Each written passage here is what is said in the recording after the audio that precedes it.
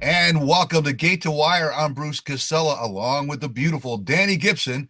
And our special guest this week is the owner of the champion sprinter Book'em Danno, Jay Briscione. Hey, Jay, how are you? Welcome. Good. Thanks for having me. It's a pleasure to be here. Yeah, it's a pleasure to have you. What a horse. What an unbelievable year it's been for the Jersey bred Book'em Danno. Are you awake yet? You know what? I think it's probably going on the third week after the Eclipse Award, so it's finally sinking in that we pulled this off somehow. Well, he pulled it off. I shouldn't say we pulled it Yeah. off, Well, but we were proud. Me and Bruce and Dick Girardi were all voters. We all voted for him. And I mean, just his whole body of work. I mean, last year, just in 2025, he had just such an outstanding year. 5 times, four stakes wins, the grade one Forgo. I mean, just his whole consistency throughout the year. He deserved it. well, thank you for that. And I guess, that was kind of the philosophical issue, whether you give it to Ventornato winning the Breeders' Cup or you give it to the horse who showed his excellence really over the course of 10 months or so. Yeah, and Um, versatility. and you know what? He's probably the toughest sprint race of the year was the Churchill race, and he gets beat a neck with some issues. He could have been undefeated with two grade one wins. But, we always look for excuses in horse racing. Thankfully, we didn't need a lot of them with him. Yeah. Well, for some fans that don't know, tell us about Atlantic Six Racing and how the group came together and you got your name and who you guys are. So, and initially, well, first of all, my brother's the horse dentist at Parks, and we've been involved in horse racing probably since we were kids. Grew up around Monmouth Park, uh, and walked hots. Started walking hots just to be able to get to the beach pretty early, and then a group of us liked it, and it kind of stuck with us for a long time. I got up to probably being an assistant trainer. I was around, I was in Billy Turner's barn in Hialeah for a different trainer when Seattle Slew was getting ready for his 3-year-old year. So that Wow. was my exciting time in horse racing up until this. Yeah. Then gradually, a group of friends and business acquaintances, wanted to get into ownership. So we did that pre-kids. And we had moderate success. It was originally Atlantic 8. There were 8 of us. And then as the kids, grew up and expenses grew and discretionary income disappeared, we got out of it. And then one of the guys, Jim Scappi, said, "Are we ever gonna?" And this was around 2000. "Are we ever gonna get back into this? Come on, it's a lot of fun." So we bought a Jersey bred yearling named Counterfeit Currency. I think that was in 2000. And he went through his maiden conditions, made enough money that let's parlay this into something else. We had a New York bred at the time, and then I went down to we had the New York bred getting certified in Virginia, and I asked if they knew of any Jersey breds for sale, and he said I probably have more than anybody, and he had 4 on the farm, and the rest of the story is history. What we picked out, or he recommended Book'em Danno, and we bought him as a yearling, and everything from then on has been a dream come true.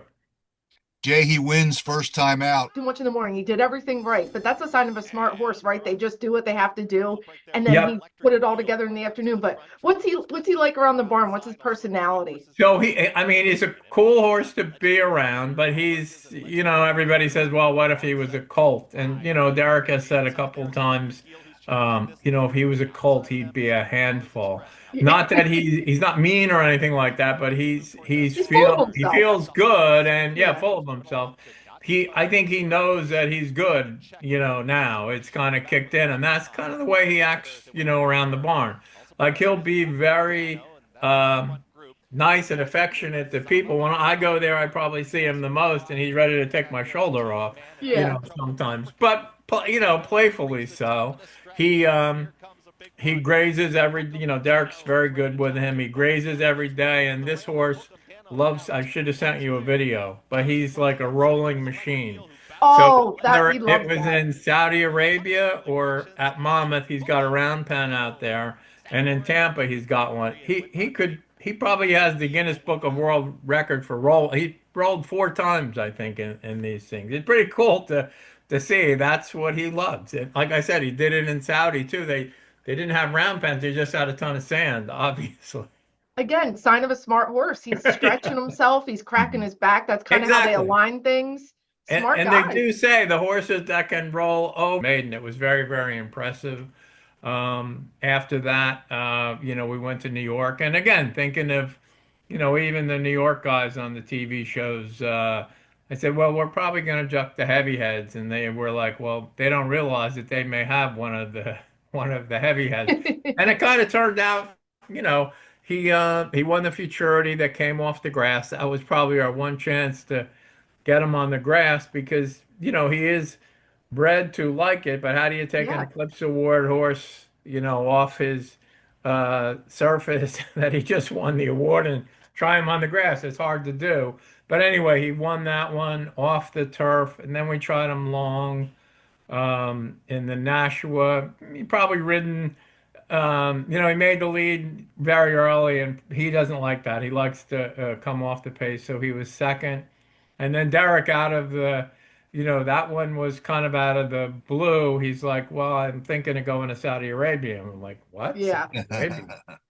And then a group of us went, and it was just a tremendous experience. And then, he's opening up in the lane, and I can't believe this, and winds up getting beat a fingernail to the horse that winds up running big in the Derby Yeah, and wins forever young, right?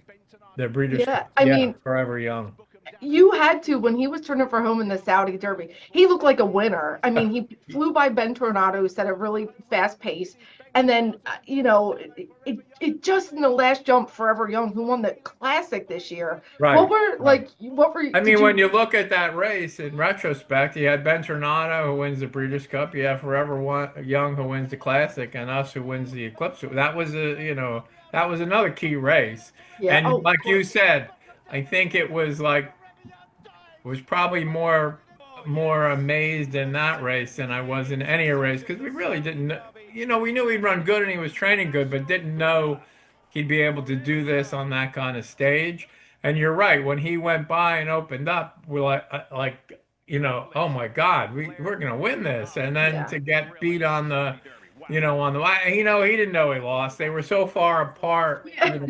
that he might not have, who knows with these, but he might not have seen the other horse coming. But it took every bit of that mile, for Forever Young to get him.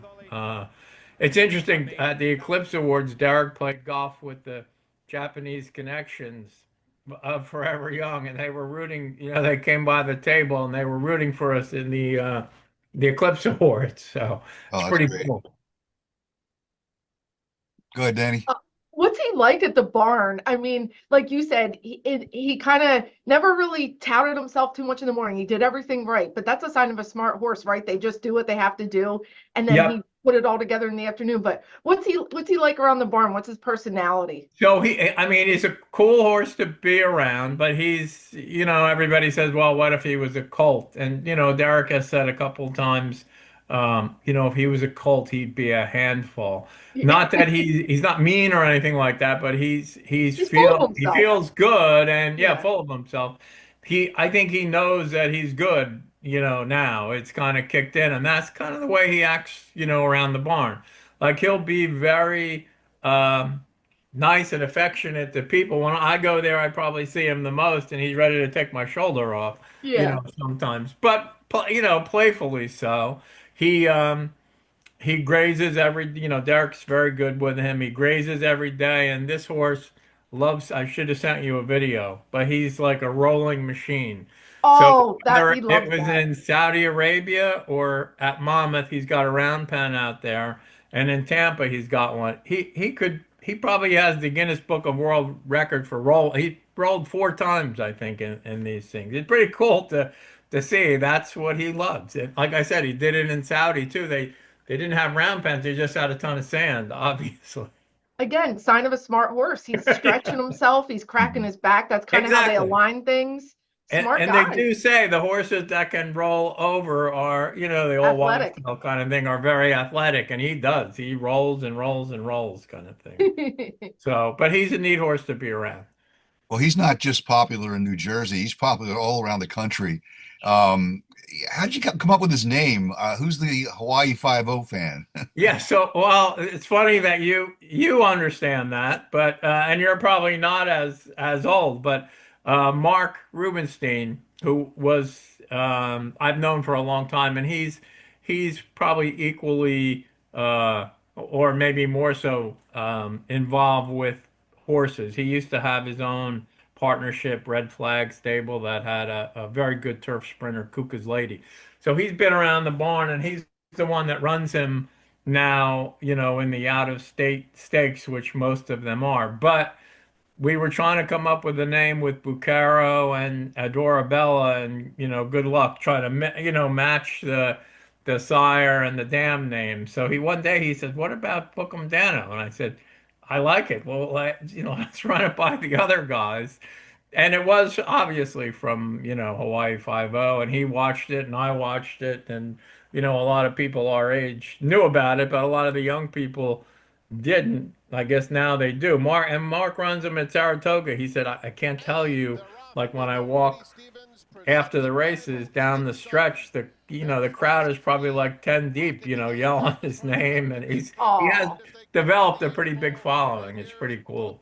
The first race that our group ever ran at Saratoga was the Woody Stevens, and we won a grade 1 stake. So that's a pretty major accomplishment. Never having run a horse there and never having won a race there, to do it in that style was incredible. memories you're going to take forever. And Oh, I've without seen your forever. silts here Yeah. at Parks. What other racetracks besides Monmouth and Tampa Bay and Parks are you guys just in kind of mid-Atlantic? So no, he's running Churchill, he's running Keeneland. Oh no, I meant your Him ownership or group. us? Yeah, no, mostly. We have a horse at Parks. Um, a uh, older mare, um, and we have most of the other ones with Derek and Tampa. But we race mostly Mid-Atlantic. Yeah. Yeah. What's up for 2026 or for Book'em Danno?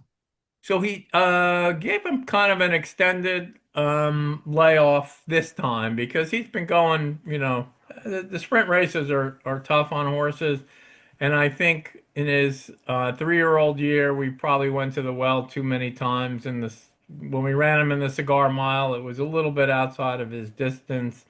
First time against older horses. Hey, look at B5 lengths, but I think in retrospect, we probably should have stopped him before that. So this year, we did it a little earlier, and hopeful that he comes back as a 5-year-old. Everyone says so far he's bigger, stronger, and tougher, so that's a good thing. Now we'll see if that translates, on the track. So he breezed last week, 3 ace. We're thinking somewhere in the beginning of April, hopefully, and there's probably 3 sprint stakes around that time. The Carter, the Commonwealth, and we've never run at Oaklawn, but they have the Count Fleet, I think. That's so all Yeah. those 3 races are 7/8 or 3/4. So we'll probably wind up in one of them. Hopefully, that he comes around and is ready for that. That No, Commonwealth is nothing like winning at Keeneland. Well, I think that's probably Derek's preference, and we've only went once, and we ran in the what was the race? It was last year, and he got in a lot of trouble and got beat a neck. But Keeneland was great, and Churchill was great. I mean, Churchill was probably the sloppiest track I've seen since the Breeders' Cup at Monmouth Park. I mean, it just rained and rained and rained. And he takes his track with him. He doesn't need, he runs on pretty much anything. And that was sloppy. That was just a terrible day, unfortunately. But he ran, he ran big. So I think every place we've been has treated us, it's just been an exciting run to be at, if you have a passion for this sport, to be able to do it at the highest level, never expecting that, you'd be able to do this. So it's very fortunate, and we're taking it one day at a time kind of thing, but loving every minute of it. Well, he's been just absolutely spectacular to watch, and looking forward to this year. And hopefully, he'll like Keeneland, and Breeders' Cup will be in his future. Well, I think that's what we're kind of pointing to that, and once we get the first start in, then we can probably work backwards from that, Yeah. and see where we're at. But knock on wood that he comes back good, is stronger, and gives us the kind of performances that he did last year. We're excited about it. Yeah, and I'm wearing my T-shirt proud. I love it. Yeah, I got to Well, get well, one of and those. I just ordered the newer ones. I was talking about that. It's kind of a takeoff, I guess, on the Born to Run album that Remy had done. So we'll see how those come out, and I'll make sure my brother, who's our main advocate, pretty Oh much yes. everywhere, uh, 2XL, Jay, gets 2XL. gets you a couple, right? I We love appreciate that. Paul. We are all fortunate to have Paul. Paul is the dentist to the stars here at Parks Racing, and of course Book'em Danno. And yeah, your Yeah, it brother is sounds so like he could proud be of you. he could be the mayor if he wanted to be, He right? could. All right, Jay. Well, thank you for joining us on Gate to Wire. Really appreciate it. What a great story. Again, thanks for having me. Have a good rest of the week. You It You looks too. like too. it's getting warmer finally, so Thank God. maybe we get through the rest of the winter racing.